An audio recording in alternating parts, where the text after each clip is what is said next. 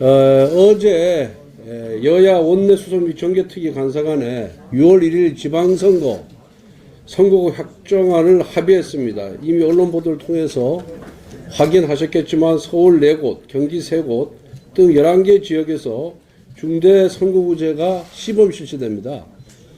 그래서 이거는 항구적으로 실시하는 것이 아니라 시범 실시를 하고 4년 후에 확장할지 여부에 대해서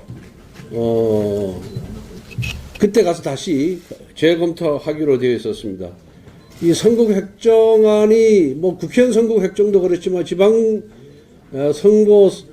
지방의회 선거구 획정안도 발표가 되면은 워낙 이해관계가 첨예하게 대립되기 때문에 아마 의원님들께서는 100% 마음에 들지 않을 것입니다. 그렇지만은 이 선거구 획정이 안 되면 선거를 칠 수 없기 때문에 불가피하게 민주당과 또 정의당과 이렇게 타협을 했다. 이렇게 말씀을 드리고요. 혹시 불만이 있으시거나 또 마음에 들지 않을 경우에도 우리 정개특위 간사인 조희진 의원을 비난하지 말아주시고 저에게 좀 욕을 해주시기를 부탁을 드리겠습니다. 근데 지금 민주당은 협치를 해야 되는데 대선이 끝나서 국민들께서 공정과 상식을 회복하고 그리고 시스템에 의해서 정의롭게 좀 국회를 운영하라 이렇게 대선 결과 메시지는 그런데 협치는 하기는커녕 180석에 가까운 의석수만 믿고 계속 힘자랑만 하고 있습니다. 오늘 다 아시다시피 우리 당과 정의당의 반대에도 불구하고 검수완박을 실현하기 위한 검찰청법 개정안과 형사소송법 개정안을 오늘 민주당 국회에 제출했습니다. 그런데 검수완박법의 시기, 내용, 방식 다 부적절합니다. 정의당의 여영국 대표도 이 점을 지적을 했습니다. 첫째, 문재인 대통령 임기 내에 처리하겠다는 것은 왜 그렇겠습니까? 결국은 권력형 비리 수사를 원천 봉사하겠다는 그 의미 이상도 그 이하가 아니라고 생각합니다. 불과 2년 전에 문재인 대통령이 뭐라 그랬습니까?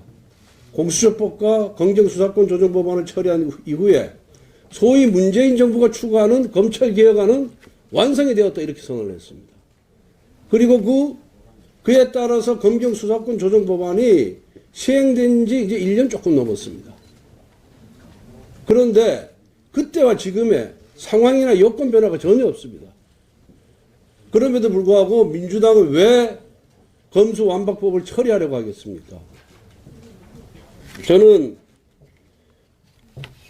이재명 후보 그리고 민주당의 권력자들이 저지른 부정과 비리를 감추기 위해서 그 수사를 피하기 위해서 이 무리하게 국민 대다수가 반대할 뿐만 아니라 이 형사사법 체계에 관심 있는 대한변협, 참여연대, 경실연대, 시민단체 모두가 반대하는데도 불구하고 이거를 처리하려고 하는 것은 결국 자신들에 대한 수사를 막을 방법이 없으니까 아예 수사권 자체를 증발시키겠다, 없애겠다 라는 그 의미를 갖고 있다 이렇게 생각을 하고 있습니다.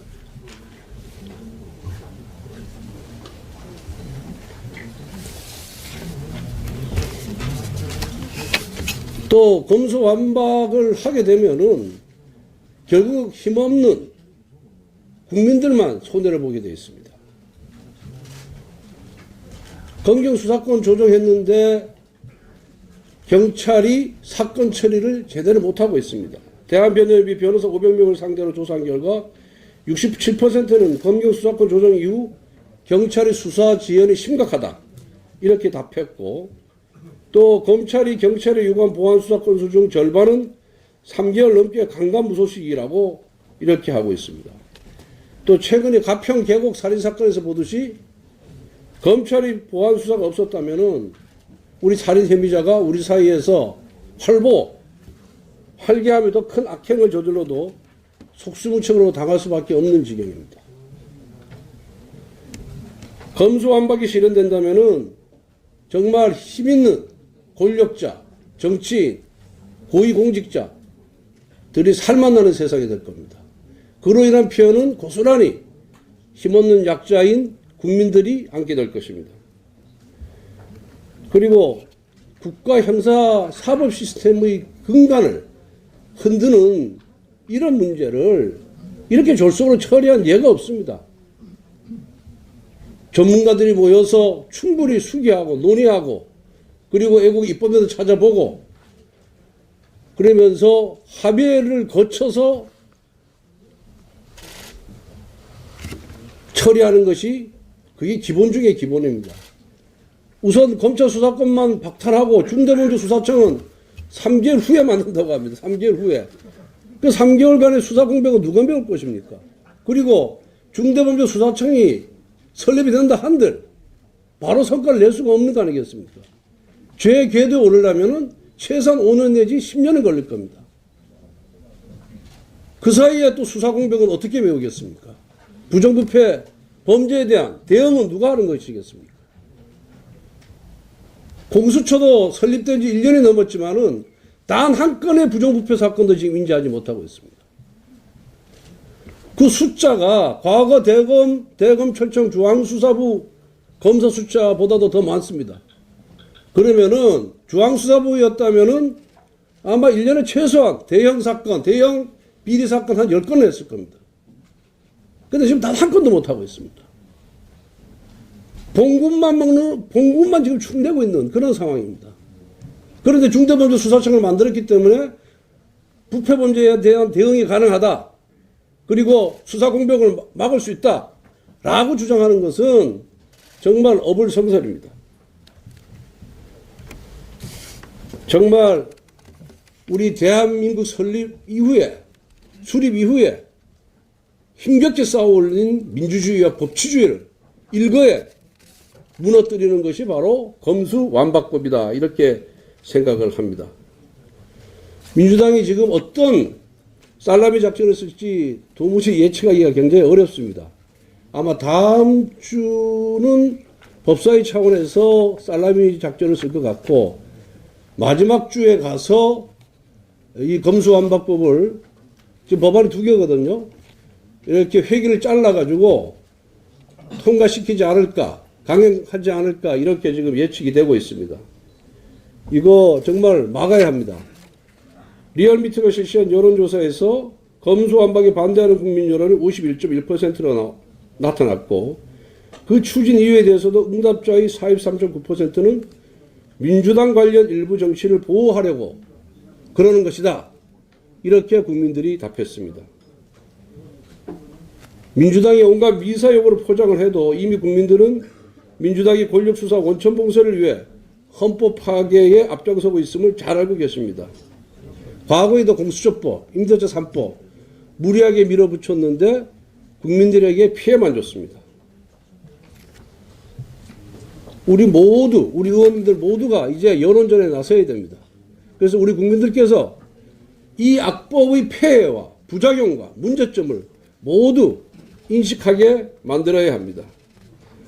오늘 오전 제가 박병석 국회의장을 만나서 의장님께서 책임지고 이 법에 대해서 방망이를 두드리라고 제가 요구를 했습니다. 23일부터 5월 2일까지 미국 방문을 하신답니다. 미국 방문해서 돌아오신 다음에 이 중체대한 문제를 김상희 부의장에게 맡기지 말고 의장님께서 직접 방망이를 두드리십시오. 그것이 국회의장의 책무라고 제가 주장을 했습니다. 문재인 대통령께서도 비겁한 침묵을 거두고 헌법 파기 악법에 대한 거부권을 행사함으로써 대통령으로서의 마지막 수임을 다해주기를 다시 한번 요청합니다. 아마 4월 말까지 국회가 긴박하게 돌아갈 것 같습니다. 의원님들 비상대기해 주시고 그리고 상황이 발생할 때 모두 참여해서 우리 단합된 힘을 보여주시기를 부탁드리겠습니다. 감사합니다.